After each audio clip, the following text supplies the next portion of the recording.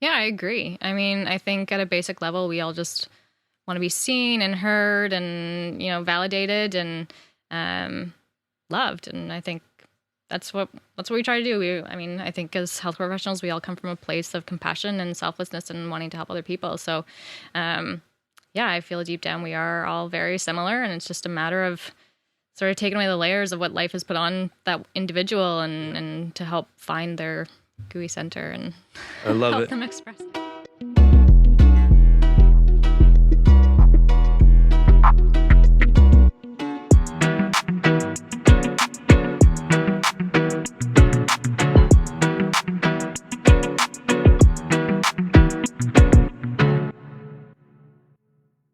Welcome to the It's Not That Deep podcast, guys.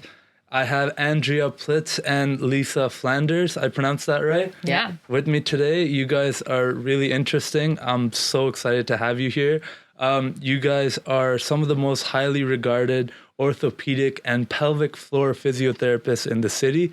And as of recently, you're co-founders of Bloom Integrative Health and Movement Center. Mm-hmm. Congratulations on opening that. Thank you. It's really nice to have you out here. And thanks also for giving me a little tour of the place last week. That was really fun. Congratulations. Thanks. I want to actually, because we are kind of limited on time today, I want to dive straight into your guys' backgrounds, your respective, how you got into this and like what really interested you about pelvic floor and something so specific, so niche. Mm-hmm. Yeah. So I'll start with Andrea. Sure. So what do you want to know first? Oh, well, okay. Why don't we talk first about how you got into this field? Sure. So I remember being in physio school about 10 years ago or over 10 years ago now, and being introduced to the concept of pelvic floor dysfunction. So a lot of bladder, bowel, sexual dysfunction that is considered orthopedic, but a very specialized focus of orthopedics, so musculoskeletal health. And at the time, I was like, there's no way I'm doing this. I really wanted to do orthopedics, and then a little bit more into school, I really wanted to do oncology rehab and cancer rehab. And then getting out of school, did some orthopedic outpatient stuff, sports physio, that type of thing, and loved it, but was still looking for something a little bit more. So then I did lymphedema training for breast cancer. Didn't love that so much. Then when my mentors at the time just suggested I take my first level pelvic floor, see what's going on there a little bit deeper. And I went with my first course and was like, man, there's so much more to this than just Kegels and hoping to not pee your pants or not have pain, right? It was really integrative to the rest of the body. And so many people, even just with the basic pelvic floor dysfunction, was so huge and so much need of care. So I just sort of kept going down that rabbit hole and really loved it. That's awesome. And Lisa, yourself? I think my experience was very similar to Andy, where, I got out of school. We learned like a very, very small amount in physio school about pelvic health. And I think I'd actually, to be honest, missed a lecture that they had done on pelvic health because someone brought it up after to me and kind of commented on the fact that I go to the washroom. I used to go to the washroom quite frequently between all classes. So I started working in like a general orthopedic clinic. A lot of people would come in with like desk workers. So we live in Ottawa. A lot of people work at desks. So lots of low back pain, lots of hip pain. And I really just felt that there's this like piece I was missing. So I did the same thing. I did my level 1 course. And I remember on the level 1 in Montreal, they were like, who here gets home from work and puts their key in the door and has to go to the washroom the second they put their key in the door? And I was like, yeah, I do that. Mm-hmm. And I thought it was like just me. I thought I had a weak bladder, and every other person in the room, like 12 women, all put their hand up. And I was like, oh, this is like a really common problem. And so I just really became quite interested in it from that perspective. And then I just was very lucky that my very first pelvic health client I had a couple weeks later, we had like such amazing success with her in such a short period of time, that I was just really sparked my interest to learn more. So you went from level 1 to already having clients right away, but you didn't have your own practice at that time. So how does that work? So I worked at another clinic. Okay. And what kind of clinic was that? It's like a general physiotherapy clinic. Okay. So, you get a requisition from your doctor, you have shoulder pain, go see a physio. Right. That type of clinic. And we worked really close to a government office. So a lot of our clientele were government workers. And I think we put a sign up on the door saying now treating stress urine or now treating incontinence. And so maybe in that first, 6 months, I had 4 or 5 clients. And then about 6 months after I did that training, I actually moved to a clinic that was more focused in sort of a woman or, more of a women's health focus. Right. And that's where I started to build my own practice. So you guys identified kind of a gap in the market, right. Something that was underserved and, something that is affecting a lot of women out there. And you had your own personal reasons why you first got into that. And then you went from there. Talk to us about how you guys met and then how you guys then decided to open up your own clinic. So we met, 6-7 years ago on course, and we were both working at different multidisciplinary clinics, sort of as the only physios there. And we just started chatting on course, and then we wanted to collaborate on a few different offerings to the public in the form of workshops for women and pre- and postnatal and pelvic floor health. And then we did that for a few years collaborating, and we both talked one day, I'd love to open my own clinic, and one day that'd be so cool. And then, then we're like, oh, well, maybe we could do it together, because I don't really want to do it by myself, because that's just a lot of work that one person, it's like, you must be Superman to do that. I don't know how people do that. And then so it just sort of evolved from there, and that's where we came up with the idea for Bloom, and we knew that we wanted it to be multidisciplinary and very focused on strong orthopedics, because we're both orthopedic manual therapists initially. And we focus a little bit more on the complex orthopedic side of it. So really integrating our pelvic health knowledge to orthopedics. So shoulder pain, back pain, just persistent aches and pains that don't really get better with traditional, whether chiro massage or physio, because people are missing that piece of the internal pelvic system and how that relates to the rest of the body. So that's the part that we wanted to create with Bloom. And then the other piece with Bloom is that we both worked in clinics that didn't have, or that had really maximized their space. So there wasn't really a space to do group work and more therapeutic focused group work. And then also lifting. So Lisa does a lot of pelvic floor health for Olympic lifters and CrossFitters and that type of thing. And sometimes they won't leak until, they load 350 pounds, right? Mm-hmm. And we can only mime so much in like a traditional right. massage therapy room where there's a table and like a little bit of space for movement. Like I just had a little bit of space for my yoga mat and my treatment table. So you can only do so much there, but sometimes you need to see them actually run and do and lift super heavy and do all those types of things. Yeah. So that's what we're sort of envisioning for Bloom. Because it's one thing to go in there with some kind of pain and be like, oh yeah, well, when I do this exercise, it doesn't feel right. But then there's another thing to be like, well, show me. Because sometimes it might not even be what you think it is as the person who's feeling that pain. Because it could start from another area in the body, or there could be some reason maybe you're not bracing your core, or maybe there's certain elements to your day. Let's say, like you said, you treat a lot of government workers and you're hunched over at a chair, internally rotated shoulders, just, sitting like this in kind of a compromised position for up to 8 hours a day.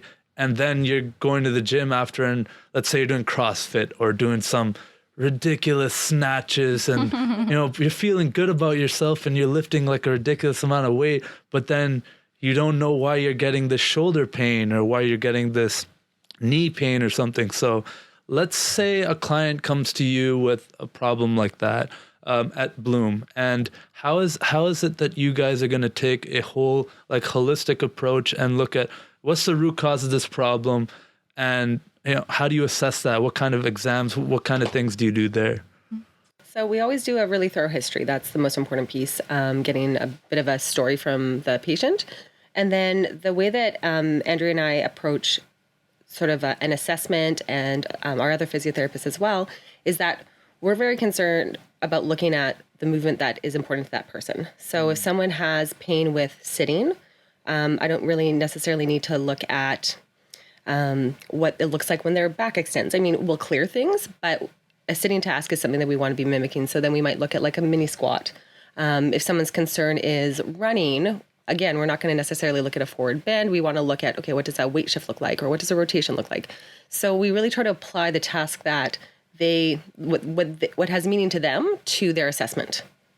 The activities of daily life that actually impact them or whatever they really care about getting. Right. So like if someone came in and golf swinging, like they had pain with a golf swing, well, we want to make sure that we really assess rotation and standing in different planes because that's most meaningful to them. And that's going to give us the biggest picture of what's actually happening in their body. Right. Yeah, because it's different biomechanically how your body moves to do one task versus another. So sitting versus standing, right? And also how do you get in and out of movements? Like what does that look like for you, right? It could be very different for me versus Lisa. So the other thing we tend to do is, so if someone comes in, let's say complaining of pelvic pain, man or woman. So just also to mention that pelvic floor physio is not just for women. We're at higher risk for those types of dysfunctions because our anatomy is slightly different, but the way it impacts our body can just come out in a slightly different way than for men.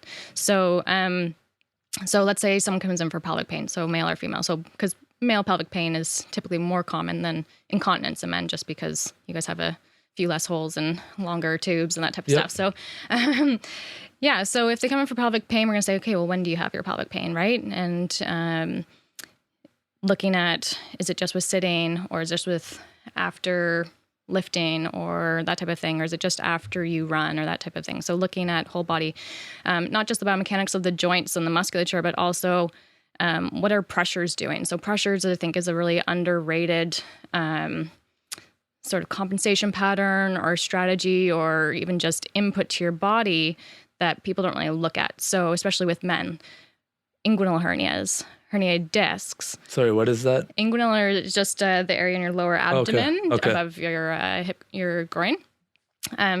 So, or like umbilical hernias, those are just spots of maladaptive pressure that over time have caused things to herniate and get stretched and pulled and lose its structural integrity. So, yeah, I think looking at pressures and what are you feeling with this and what's your awareness? Are you feeling like a slight pull and all those things? So looking at the biomechanics, which physiotherapists in general are really good at doing and chiropractors and the like. But I think when we apply the pelvic health side, we look at, okay, well, what else is going on, especially with this abdominal canister and the pelvic canister and what's pressures doing? Also, how are you controlling? So we look at the core integration hugely with everyone, regardless of what you're coming in for. So our core is not just the middle segment of our body. It's one definition. And that can include anything from like the abdominals, obliques, back extensors, glutes, hamstrings, all that type of stuff. But when pelvic floor physios talk about core, we talk about the central stability system. So we talk about that deep system of four muscles that should work in a coordinated effort together to anticipate and stabilize against load. So this idea of bracing versus stabilizing. So bracing to me means more of like a pressurization strategy where you're just, like in plank, you pressurize and you get this rigid stability. Right. Whereas core control is really about dynamic and fluid stability. So how can you move in and out of tasks? Like with breathing? Like how would you do that? Yeah. So, breathing for sure. So actually the four muscles of our central stability system, our core, includes the respiratory diaphragm, so main muscle of breathing. Our deepest abdominal muscle, the transversus, so it's like the corset around the middle of our trunk. The bottom, we have the pelvic floor. And then at the back, we have these small little segmental stabilizers called multifidus. And they're small little oblique muscles at each level of the spine that go from the sacrum all the way up to our head. So if you're not controlling, let's say you have a back injury in the past, like herniated disc or whatever, and multifidus has atrophy because of pain long-term there, then you're not stabilizing that segment well, right? So then you maybe get some back pain. Okay, but then what happens if you have another injury where maybe you fall on your tailbone and now your pelvic floor is tight for a long time just because your tailbone's like. And can I interrupt you real quick and just for people listening and even myself, because I didn't know what a pelvic floor was before I heard about you guys. I thought I'd bring my model. Yeah, well, I kind of wish you did, but it's all good. Maybe you can just explain to us in real basic terms what the pelvic floor is, what those muscles in that area consist of. So the pelvic floor is basically the base of your pelvis. Mm-hmm. So it includes like the muscles, the ligaments, the bones, the joints that essentially support the bladder, the bowel. They support reproduction, support movement, changes in load. So it's essentially like a big basin Okay. at the bottom of the pelvis. Yeah. And when we talk about pelvic floor physio, we talk about structures and function within that basin. And then a lot of the time, though, when people think about pelvic floor, they think about the muscles themselves. So the muscles, there's 3 layers there, and they more pertain to sexual function, support, stability, and continence function, as far as lymphatic function as well. Okay, because it's such a topic that I guess is just never really discussed. And I mean, you guys are involved with it every single day, so it's like such a part of your life, but just normal people walking down the street, it's not something, I don't want to use the term sexy in this context, but it's not a thing that people are told to be aware about, or that there's even any significance to it. It's just, like you said, it's something that kind of, I guess people would, even if they know what it is, kind of would refer to something in a sexual sense, like, oh, well, that's kind of like the muscles in that sensitive area. And then you mentioned Kegels and things like that, right? So going back to what you were saying then about like someone having like atrophied muscles in their low back or something like that. So the pelvic floor and all this, like all these transverse, all these different things are all related. They all interrelated. So the system of our central stability core musculature should work in a coordinated effort together. So if one segment is off, so whether it's not doing all of its work because there's something else out of alignment and not allowing it to sit properly, so then it can't do its full recruitment, or you have a depressed injury and so there's maybe some scar tissue there. So especially post-natally, women that can get an episiotomy or some tearing and there's some scar tissue there. Even if you have, abdominal surgery, let's say appendectomy for men, or, just to throw you guys back in the mix, then anything where it affects one of those 4 muscles can really affect anything in the body. Not just bladder and bowel. That's the sort of the main thing that people think about when they think about pelvic floor physio. But most of that's just because they're a victim of things that happen on top of them or around them. And that's just, they're at the bottom and they just get the brunt of all the load and the pressure. And then so they lose their continence factor. Okay. For women, when is it important to see a physiotherapist pre or post-natal? So I think my ideal is if all women would see a pelvic floor physiotherapist pre-conception. Before they even plan to become pregnant, because that's a really great time to be able to create a connection to their body before even conceiving a child. Right. Now, that's not that. That's my ideal. That it's not in practice, it's not going to happen. Not necessarily. Unless everyone just starts showing up to Bloom workshops and it's just on the ball, but which we would love. Not there yet. Yeah. And I think the reason that we're not seeing, or I think a lot of the times the first time someone hears about pelvic health is when they are pregnant, right? So it's not too late at that point, but if we could, ideally, I'd like to see everyone at some point in their life pre-conception. Okay. And let's say now that they are pregnant and would that be something they do come see you while they're pregnant? Okay, so what are some of the reasons why they would, and then what are some of the things you could do to help out? There's going to be a variety of reasons why. Obviously, but some of the main things that, if someone is going to be pregnant soon, that you guys could kind of help deal with for after, because from what I've heard, and I really don't know much about this subject, but after pregnancy, there can be many complications with the pelvic floor area, and I'm sure you guys know a lot about that. So, but what are some of the things you could do even before that to kind of set yourself up? Yeah, well, even just something as simple as someone coming in for birth prep. So we give them education about what is happening in their pelvic floor, so they can understand where the muscles are, what they're doing, what the other structures need to be able to do during pregnancy and then also during birth. So even as basic as birth prep, that's something that we work with. What exactly is birth prep? I know you birth prep is just preparing for birth. Yeah, preparing for birth, whether it be a vaginal birth or a cesarean section.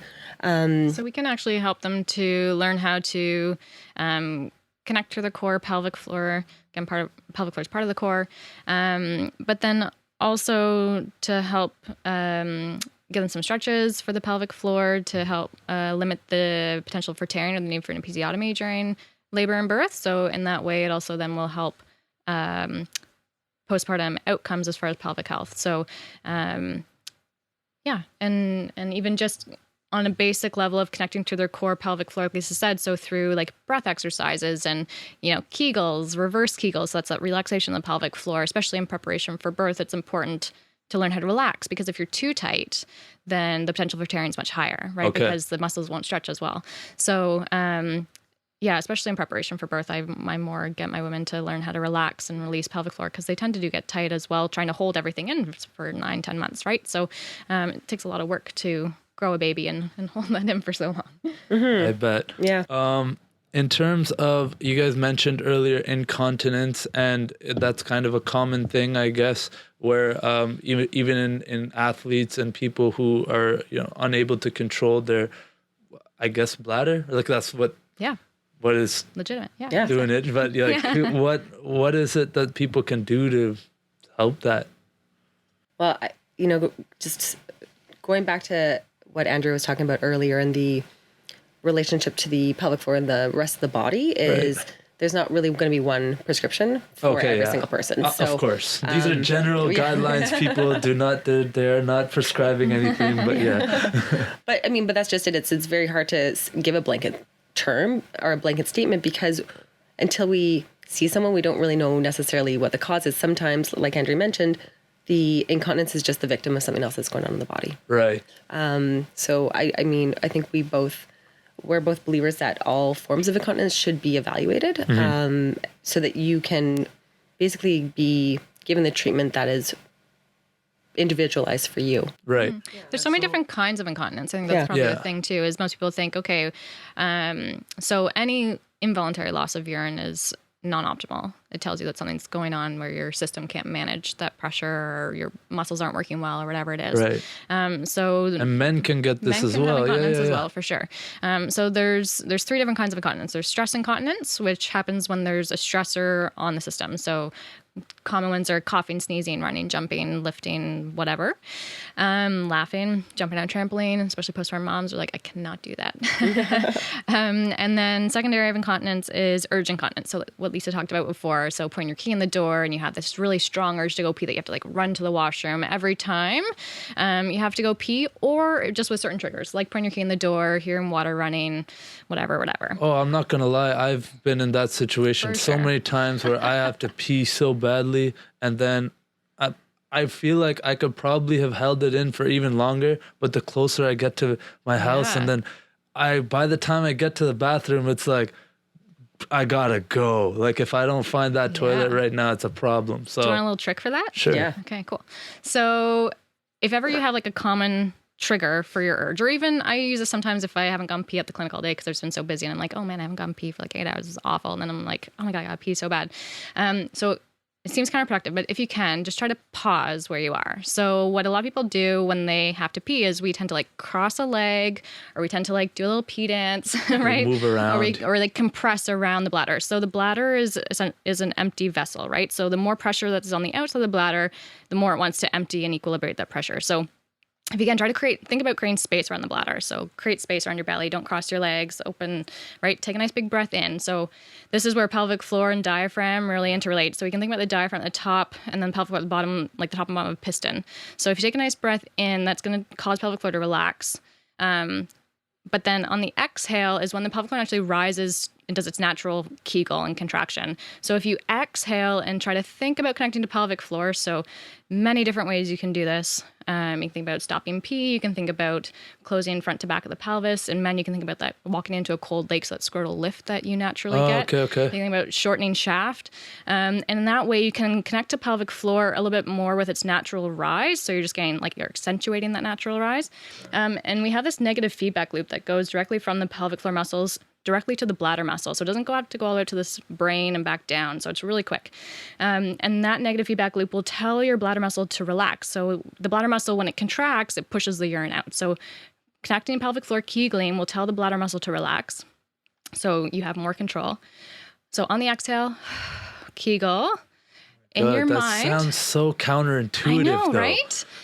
And then in your mind, so part of the urge too is very mental, right? So we get this fear, panic, anxiety around peeing our pants. Yeah. Fair enough. It's embarrassing, right? And so the part of our brain that controls our bladder is right next to our emotional center of our brain. And so when that fear, panic, anxiety gets modulated in the brain, it can actually hyper arouse that part to tell the bladder to empty and to contract. So if we can pause, take a deep breath, inhale, create space, exhale, Kegel, say to yourself into your mind, I'm in control. I'll go pee when I'm sitting on the toilet after 3 seconds. So your bladder is very literal for whatever reason. Okay. And so if you say, I just need to get home, you see your home, you pull in the driveway, you pull on your street, that's your connotation of home in your brain. Right? And your bladder's like, cool, I'm home. But you're not really where you should be to empty your bladder, right? So just very literal. I'm in control. I'll go pee when I'm sitting on the toilet after 3 seconds. You don't have to wait the 3 seconds. Just gives you a little extra time, especially in the winter, to unbutton pants and whatever. If you put your key in the door, pause, breathe in, breathe out, Kegel. I'm in control. I'll go pee when I stand on the toilet after 3 seconds. Do that 3 to 5 times or so, or until your urge calms down. So you're calming down that panic and anxiety and hyperarousal of the brain. And then once that urge calms down, you slowly go to the washroom. If that urge increases again on your way to the toilet, pause, repeat, regain control. So is this almost a practice as well in just being able to control your mind and breathing, and just this can apply to much more than just your bladder? Sure, yeah. Because sure. I mean, it sounds like very like almost meditating. Like you're almost like meditating and like take a deep breath, calm down. Like I mean, I'm not gonna say like you are in control, but like no, but you are. You need to regain control of your bladder, and that's the really breath piece again works with that piston effect of the diaphragm and the pelvic floor. So on the exhale, it reflexively lifts, and so it regains that negative feedback loop of the bladder, of the pelvic floor of the bladder. That is powerful. Pro tip, you heard it here first. That's awesome. I'm going to try that out. How does alcohol affect that, if at all? Because I'd say probably the most of the time when I've ever had seal? That, actually that's a question. I'd like to ask you about that, but after this one. But like, does alcohol play a role in this as well? And can it like negate this breathe, calm down, kind of thing? Because most of the time when I do really feel like I absolutely have to go right now, it's when I'm under the influence or when I've had some beers or something. Yeah. Well, alcohol and caffeine are both diuretics, right? So they influence your body to release fluid. So doesn't mean that it can't work. It just means that there's going to be like that extra little piece that is triggering your body to be emptying fluid. Okay. Mm-hmm. Makes sense. And then it still works though. Yeah. Okay. You just have to practice it a little bit, like when you're not under the influence. Right. So then when you are, you're can that apply much better. Yeah. Cool. You've mentioned breaking your seal, and like this is not even something that I planned to ask, but I mean we're there, so why not? Is there any truth to that? Like, is that a real thing? Breaking your seal, or is that all mental? And it's been a lie my whole life. There's no seal that happens. No, I mean no physical seal, but sometimes it feels like the first time that you do pee or urinate after having a few drinks, you feel like you just have to keep going. Well, Andrea mentioned that our bladder is very literal. So if we think that we've broken the seal, then our bladder is going to interpret that as that's exactly what's happened. Okay. So, wow. Great answer. And also the diuretic factor, right? And the more alcohol you drink, the more concentrated your urine gets. So it irritates the bladder more. So it stimulates your need to have to empty. But then more. why does that not apply when you first start drinking? Like you can drink a significant amount without having to pee at first. Like, but then later it's like all coming back. Is it that mental? Like, is it? I don't know. I've never thought about this. I don't know. Any other pelvic floor physicists out there who know this answer, please put it in the comments. Awesome. Let's move on to the next topic of hernias. Let's talk about that a bit because it's kind of related. I don't know much about them, but how does that relate, and what are some of the things people can do to prevent those as well? So hernias are essentially when there is a tissue in the body that has stretched and then something that shouldn't be protrudes through. So they can happen in a variety of different areas. Sorry, I'm going to cough. No worries. So Andrea talked about inguinal hernia. So that's more common in males. That's something that we often hear, like, oh, I helped my buddy move his fridge this weekend, and then I had a hernia. A hernia can happen at the belly button. So the belly button, just the natural way that our belly button is, there is sort of like a natural hernia there. And when there's a lot of pressure, things can get pushed through. Things meaning the intestines, typically. We can see herniated discs. So a herniated disc means the tissue the inside tissue of the disc has kind of pushed out to the outside. And so then that can compress nerves and be very uncomfortable. The other thing that a hernia can sort of be is, and what we see a lot in practice as well, is pelvic organ prolapse. So when in females, when the vaginal wall, either the front, the back, or the roof aren't supporting the system, there's pressure is being pushed somewhere, so we can see the bladder sort of sitting lower, or the rectum sitting sort of into the vagina, or the cervix and/or the uterus sitting lower. So realistically, they're all very similar. They're different presentations, but they're very similar when we're looking at pressure dynamics and how the body reacts to pressure, central stability. Yeah. So pelvic organ prolapse, does this mostly happen in women? Mostly, and that's just because, again, our anatomy is different. We do have a third hole that men don't have, so men just have a little bit more support. In females, our muscles tend to have a left and a right side, and so do men's, but men's are then attached in the middle by tissue. Yeah. And then, so is this something that happens or can happen more often post-natal, like after having a baby?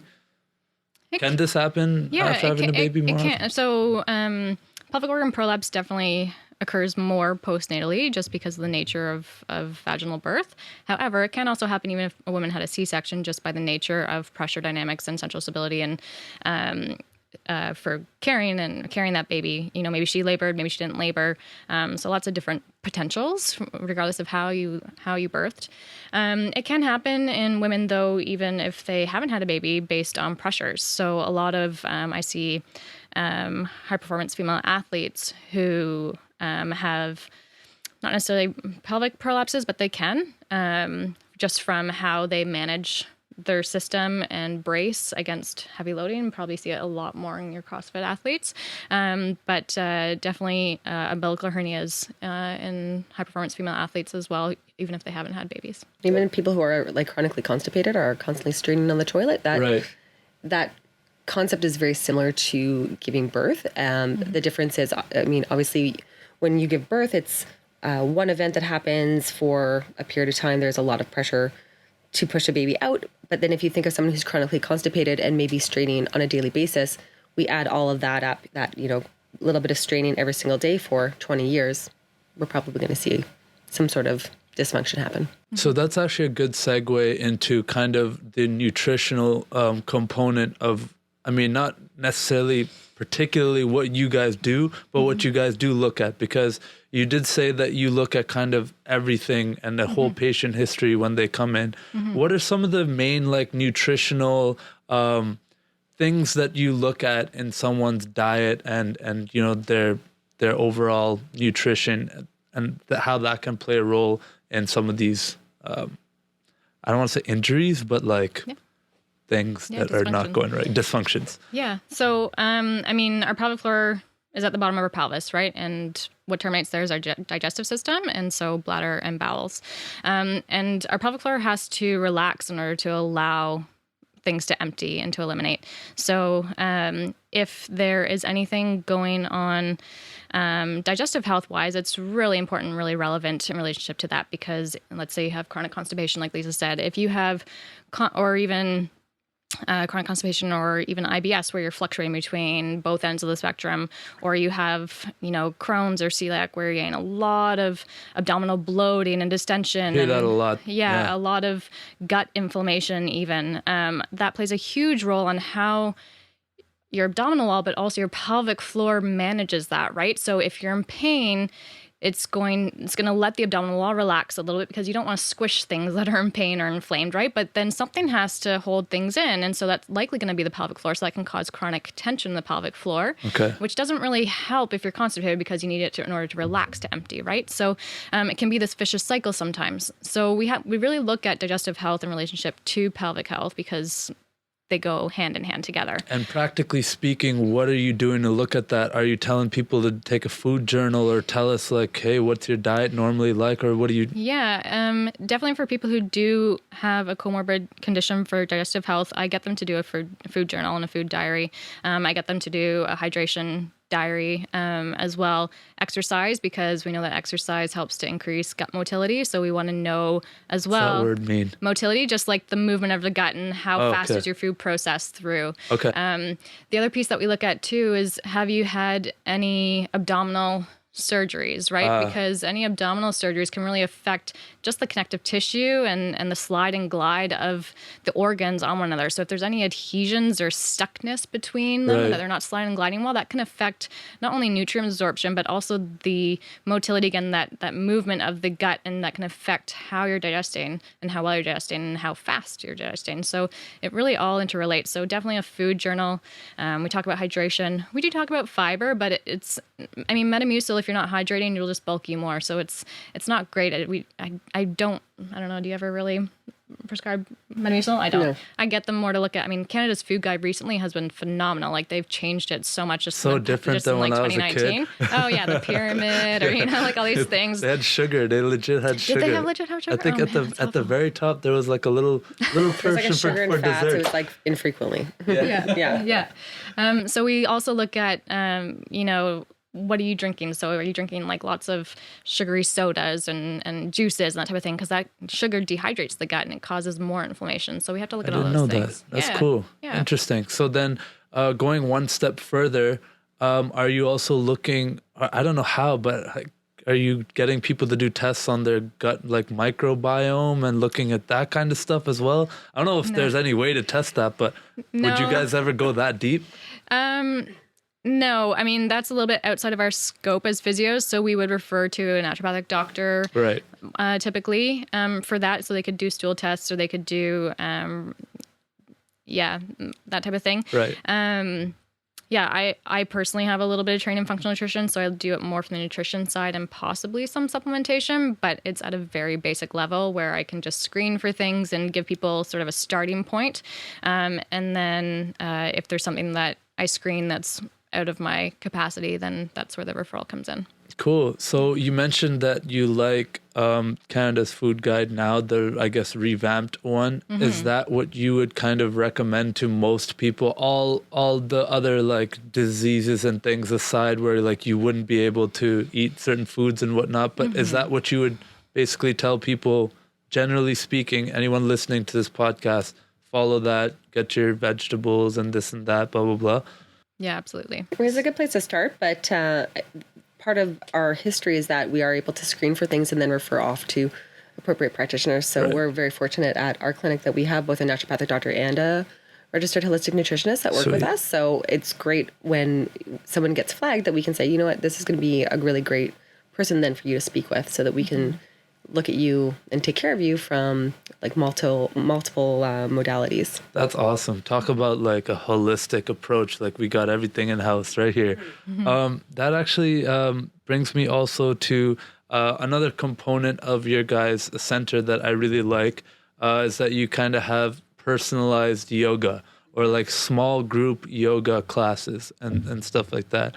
And Andrew, you have like a little bit more of a yoga background, if I understand. I'm a yoga teacher. You're a yoga teacher. So talk to us about how you blend that in with your practice and with your patients. Yeah, so at Bloom, we were, like we talked about at the beginning, we really wanted a space where we could offer a lot more therapeutically focused small group movement classes, because a big part of health is movement. However, what we found in our individual practices is, because we didn't have a space for people to move, is that we were getting them to the basic functional level with one-on-one physio, and then they would get back to fitness class, but then they would relapse. So there wasn't really this in-between, more supervised small group availability of offering for people, and that's what we really are creating at Bloom. So we're not offering yoga classes per se, but we're offering physio yoga, and we're offering physio Pilates,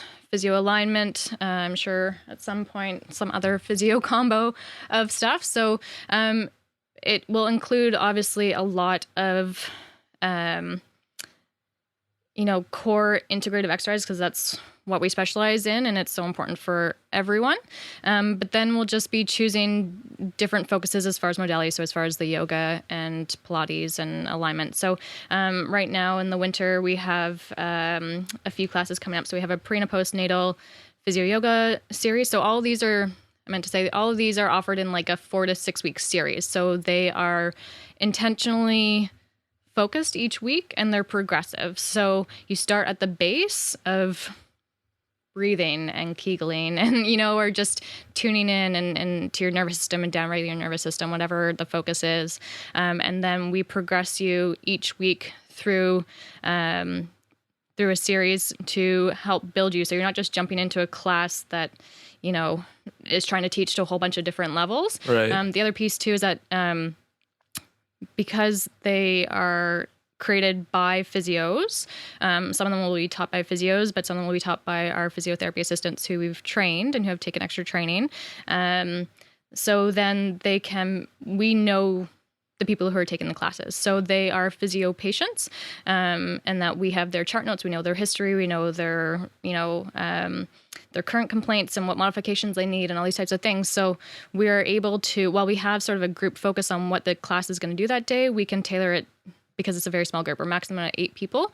Some of them are maxing at 5. So it really just is super focused in that way.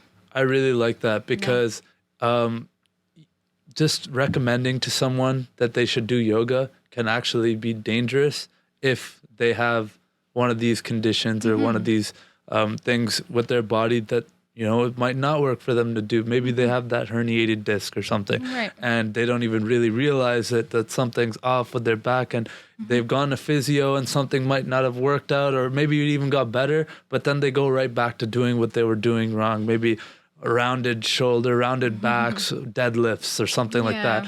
And then they go do a yoga class and it triggers it even more, or it gets even worse. So yeah, that's and powerful. the other piece too, so we're looking at it sort of like that bridge between one-on-one physio, rehab, whatever, to fitness classes, but also for patient populations who they have so many comorbid medical issues that they can't really access a regular fitness class. Yoga would be great for them, but they either can't access the center because there's lots of stairs in fitness centers. They expect you to have a minimum level of mobility, right? And so, or they either can do that / not be able to access it, or do it at home by themselves. So they have this lack of community with their peers and that ability to come out into society and work with people. So that's the other piece that we're working with, is to create more classes for people with such larger medically complex conditions that they can be tailored and supervised by people who are trained to do it properly and safely. I love it.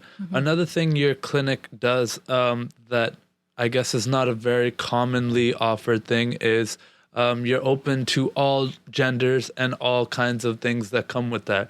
Why don't you guys talk a bit about that? Because I actually know nothing about this subject, but you spoke before about transgender and chest binding and things like that. Why don't we talk about that a little bit? So when we were creating our clinic space, one thing that we really tried to do was make it welcome to all individuals. So some of the colors in our clinic are a little bit more feminine, but that's because that's mine and Andrea's preferences in terms of like what we like.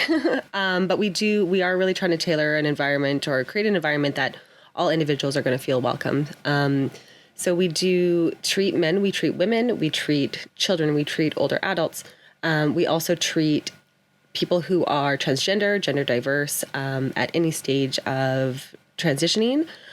So, for example, with binding, chest binding, that might be something that needs some physiotherapy care because will restrict breathing. It can create some problems. So, understanding how to bind appropriately, or also just having that care to understand what to do sort of between your binding and how to, make sure that the thorax has a lot of movement still. So I've done training in treating patients who are transgender and gender diverse. So either post-gender affirmation surgery or just at whatever stage of transition they are. Right. Also people who identify as non-binary. So, and that might not be something that they're coming in for specifically, but just we're very aware and compassionate to whatever gender someone identifies with. Right, because it's kind of another underserved area. I think were you mentioning the closest clinic that kind of deals specifically with these kinds of things is outside of Ottawa, or not even, like, there's not too many places that have that level of inclusivity and like dealing with these kinds of in a physio context? Well, I think from an inclusivity or clinics or centers that are working with patients who are transgender and gender diverse, there are great resources in Ottawa. In terms of what we were talking about, the closest surgical center for someone to go for gender affirmation surgery is Montreal. Right. Yeah. So there. Okay. Sorry, I mixed that up a little bit. No, that's fine. Yeah. So just being like, there's a lot of really great resources in Ottawa. We're very lucky here. But just also making sure that when someone walks into our clinic, regardless of what gender they do or don't identify with, that they feel comfortable in our space. Really cool. You guys also deal with like post vasectomy or and things of that nature as well. So it is not just a clinic just for, certain types of post-natal, this, that. It's like really basically anyone come with your issues and we'll sort you out. Like I really like that. Yeah. You guys also have, I had one question. It was really specific before. Actually, I'll move to another topic. Do you guys think that modern day society puts enough emphasis on sexual health? No. And I think there's still a lot of taboo and stigma around sexual health, and being able to comfortably talk about, any sort of sexuality or bowel function or bladder function, it's really like a stigmatized topic. Right. I think we do need to just have more conversations and understand that it's okay to talk about. Yeah. I don't know where this sort of stigma came from, but we're really at the clinic, I think, trying to break that taboo and that stigma a lot. And, in my friend group, they do hear a lot more about sexual health than I think some other people would, whether they like to or not. Sorry, guys. But yeah, no, I don't think there is enough emphasis on it. So how can we change that? What's something we can do to kind of make it a little bit less taboo to speak about these kinds of things? Because it's something that everybody, experiences and deals with. And so how do we do that? Yeah, I think, when we look, as physiotherapists, we work a lot with dysfunction. So, we're not on a crusade to like promote, sexual, awakenings for people, but we're there to help them when there is dysfunction, right? And so if there ever is a dysfunction, whether it's pain or lack of performance or probably those two ends of the spectrum, or lack of sensation, that type of thing, then please come in and know that it shouldn't be that way, right? Just like there shouldn't be, if you're doing a sport, you should be able to do it to the capacity that you want to do it, right? And so, I always get this with patients, and I'm sure Lisa does too, that, everyone's like, maybe it might be TMI and, too much information, but like we've heard pretty much everything. You're not really going to shock us about anything that you tell us. I ask some questions and I let people know ahead of time, like, I'm going to ask you a few questions because it will help me to help you. Feel free to not tell me if you're not comfortable, but, especially if people are coming in with pain with intercourse, does it change based on position, and like what position does it hurt more with, and that type of stuff. Like people might be a little hesitant at first. So what do you need to know that for? So, all that information we're asking for a purpose. We're not asking for the sake of asking, and we're not embarrassed. It's all about helping and trying to help you achieve your goals for care. So I think just talking about it, and I mean, Lisa's done amazing with her own social media as far as It's Not TMI. She talks about all of these issues and has a few more coming up with one of our local sex store owners.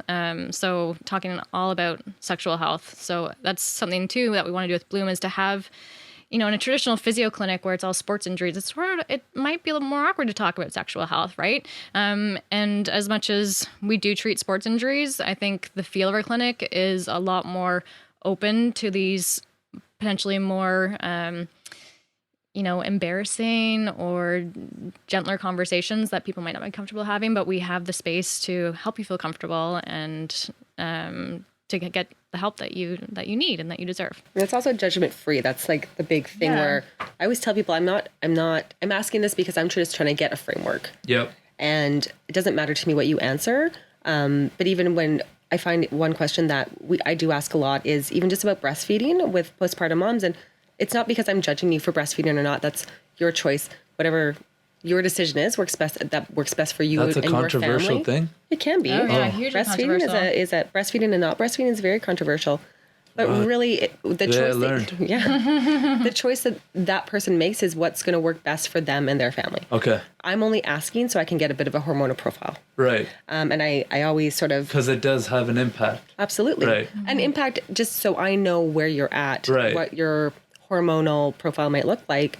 And I, everything that we're asking is always judgment free. It's just so we can get a whole picture. Right. Love it. You touched on social media a little bit there. Let's switch gears and talk a little bit about the business side of things and how you guys are trying to grow and have people learn about the business and what you do on social media. Yeah. So we have Instagram. We have a Facebook page.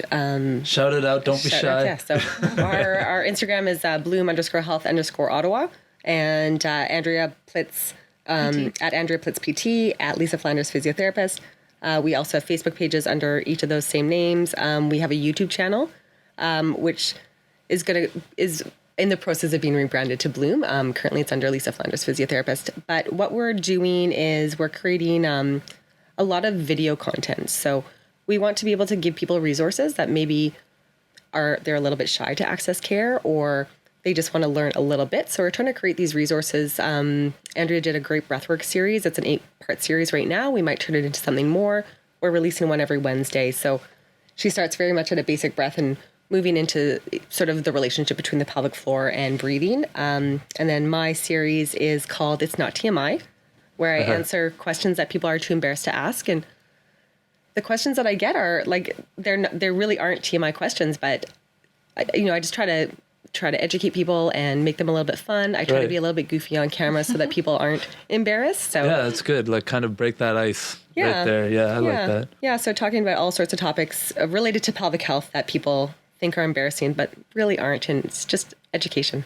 I like the community aspect of it. You're building more than it's not just a video series that's like instructional, like a manual, like here's how to breathe, this and that, blah, blah, blah. It's like, no, like here's how to breathe and here's a community. Granted, I haven't watched the videos, but it just sounds like from what you described, sounds really cool.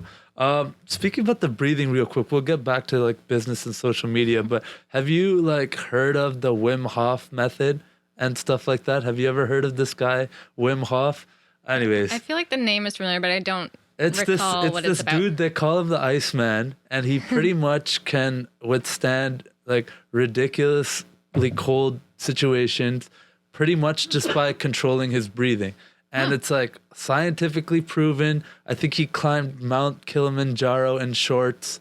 And he brought a group of people and they got scientifically tested, and it goes really deep into, but it's not that deep. It goes really deep into like how it affects your, I wish I was like well versed in this stuff, but like your immune system and like your different kind of like just from breathing. And I watched one of his tutorials, and I'll send you a link later. Well, I mean, breath can really just breathe, people.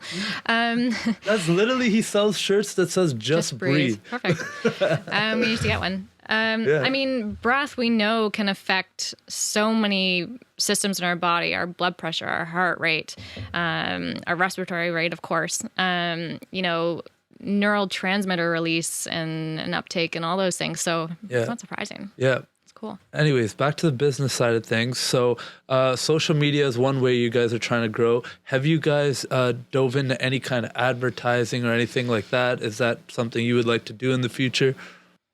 We don't really have any like specific advertising, and I always think of advertising as like a radio spot or like a TV spot. Right. No, we haven't done anything like that yet. Part of what we're trying to create with our videos is a little bit of advertising as well. I mean, it's obviously all branded towards our clinic. Right. I guess another little piece of advertising that we did a little Meet the Team series. So Andrea and I actually haven't posted ours yet, or haven't filmed ours yet, but we interviewed our team all individually, and we had that sort of cut into these little 2-minute videos about who works at the clinic, everybody from our wellness administrator, our office manager, to all the practitioners that work there. So, cool. I mean, it's not specific advertising on TV, but it's definitely a little bit of side advertising. And then also people being able to get to know who they're going to see before they see them. Awesome. And so it's safe to say that you're a little bit more of the marketing, that side of things, whereas Andrea, you're not, right? No, I'm focused a little bit more on the group offerings. So the therapeutic movement side of stuff, workshops and classes, fitness classes. And you mentioned that you also try to stay off of social media. Talk to us about that a bit. Yeah. Oh, I don't know. It's that rabbit hole, man. I need for my sanity and just feeling grounded. I feel like it just ramps me up too much, and I feel like I'm pulled in 50,000 different directions. And for my mental, emotional health, I don't know. I do better when I'm off the grid, and I'm one of those people who just like, let me go camping with no watch, and let me be in the woods for 10 days, and I'm great. Nice. Yeah, that's really cool. That's awesome. The way that it worked when we were sort of divvying up tasks was that I said I don't like spreadsheets. So Andrea said, perfect, I'll do that part. So I said, yeah, you do all the spreadsheet stuff, because I don't even know how to use Excel. Like, I'm not going to lie. I have zero idea how to use it. Fair enough. I get frustrated. Someone tried to teach me, and I just said, meh. Yeah. This is why this partnership's so great, because like she does, we both have our strengths. I'm more like the nerdy, spreadsheet, financials, tech side of stuff, and she's more on the social media and team. I mean, I love the team stuff too, but yeah, someone else can take it over. That's awesome. Who likes dealing more with kids? I think we both do. Yeah. I love children. I don't love to treat children necessarily. Okay. Children are hard to teach. Yeah, they're hard to treat sometimes, especially younger kids, because treating peds, it's fun, but it's also really challenging, because it's not like, okay, I need you to sit. That's the first time I've heard that. Pediatrics. I know, I got it. It's just funny. You have to it's not like an adult where you're like, okay, I need you to move your arm from here to here, and hey, sit still so I can do this. With peds, you have to, it's all about play, right? And you have to be like, okay, I need to do this with them today, but how am I going to trick them into doing this while I'm playing? And then the best part is when you plan all this stuff ahead of time, they don't want to do any of it. Exactly. So then you're like, okay, well, there goes my great ideas. And then so you have to roll with it a lot, which is really fun, but it's also just it can be exhausting. It's a lot. Yeah, it's a lot. That's where you get the fun color tape out, and you get to show them what color you're going to use with them, or magic you distract them with your pelvis model. Oh, yeah. You just get them to play with it, and how many pieces can you take apart? Because our pelvis models are all magnetic, so they come apart. Nice. So you just try to distract them so that you can also do what you need to do. That's awesome. Wrapping it up a little bit, because we are a little bit short on time. Actually, if you can believe it, we're already over the 45 minutes or whatever. I like to speak with most of my guests with this common thread that I'm trying to it's a theory I got, but it's not, I'm just working it out, and I like talking to people about it. But it's it's not that deep. Kind of what I mean by it, and what I'm kind of trying to figure out with people, because from all the people I've met around the world, despite all our differences that everyone really likes to focus so much on, I really do think that most humans are all the same. And that doesn't mean we are all the same people, but I think we fundamentally want a lot of the same things. Mm-hmm. What do you guys think about that from your experience with so many people in your respective practice? What are your guys' thoughts on that? Anything? Yeah, I agree. I mean, I think at a basic level, we all just want to be seen and heard and, validated and loved. And I think that's what we try to do. I think as health professionals, we all come from a place of compassion and selflessness and wanting to help other people. So, I feel deep down we are all very similar, and it's just a matter of sort of taking away the layers of what life has put on that individual and to help find their gooey center and I love help it. them express it. That was a great way to put it. Yeah. Yeah, I've really found especially with social media, I used to really try to do very perfect things on social media. And then I realized that like nobody really wants to see someone being perfect on social media. So true. So now I like to post like my fails and, I tried this and it didn't work and, watch me do this thing and I fell over and, don't edit things so perfectly anymore on video and do 100%. Funny things because that's what people just want to see other people being real. 100%. And, sort of the day to day, what your day looks like and not just like, oh yes, I went on all these wonderful vacations and now I'm going to post photos of those. Yeah. And even from the business side, just trying to be like, this is who we are. And we're real people and make mistakes. Yeah. 100%. Yeah. I love that. That's so powerful what you just said because I'm very guilty of in the past. I'd want a photo to look perfect before I posted it. I might even wait a week because I know that this one day, most people are going to be looking at it. Like that external validation, right? Mm-hmm. But then when I started doing this podcast and like even a little bit before that, I kind of realized that why don't I just post for the sake of posting? Those likes and those followers and all those things, like it doesn't really matter at the end of the day. And I'm also even like kind of experimenting with posting things that like I wouldn't even want to post. So one thing I was thinking about doing, it was funny you said that, it was like I was just doing the most mundane task the other day of just doing my dishes. And I was like, this is just such a boring thing, but I do it every day and I have to because I'm the one living here. And if I don't, they won't get done. I don't have a dishwasher, but I do it. And I just, I put some music or a podcast on and I just do it. And I was thinking like, this would be a great moment to literally just post, here's a sink full of dirty dishes, guys. I got to do this. Yeah. It's not all just having fun and vacations and this kind of stuff. So that's really powerful. I like that. Yeah. And even then, even looking at it from a business standpoint, people don't want to see other people in business being perfect. We're not. And why sell that lie? Like to be, we're just real people and figuring it out. Mm-hmm. 100%. I love that. Is there anything I missed talking with you guys today that you guys really wanted to cover and really get out there? Oh, I think that we covered a lot. Awesome. Yeah. Thanks a lot, guys.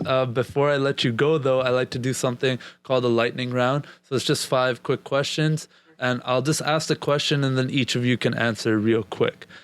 So what is one general tip for younger women to start becoming more mindful of their pelvic floor now to set themselves up for less issues in the future? Kind of like a big loaded question, but yeah. I think for young women, especially, just taking a mirror and having a peek.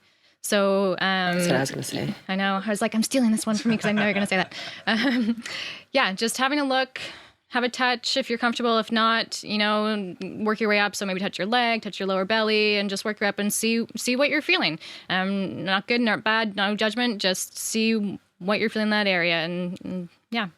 Yeah, and once you do that, send us a little message saying, #did my homework. I love that. #did my homework. Question 2, what is one product that you could not live without? At the clinic? Just in general in life. That's too full. Just one thing that my life would be just so difficult without this. I love this one thing, this product or service. I guess you could say service. Not clinic related, guys. Okay, not clinic related. So one service I couldn't live without. I have a wonderful chef that comes to my house every week and cooks me nutritious food. That's gangster. Oh my God, goals. I love that. Yeah, and she's amazing. That's awesome. The first thing that popped into my head was just random. Jojoba oil. What is that? It's like a natural oil that I used to wash my face. Oh, okay, great. I love it. I don't know. Awesome. No, an answer is an answer. What is one tip you can give men to improve their sexual performance?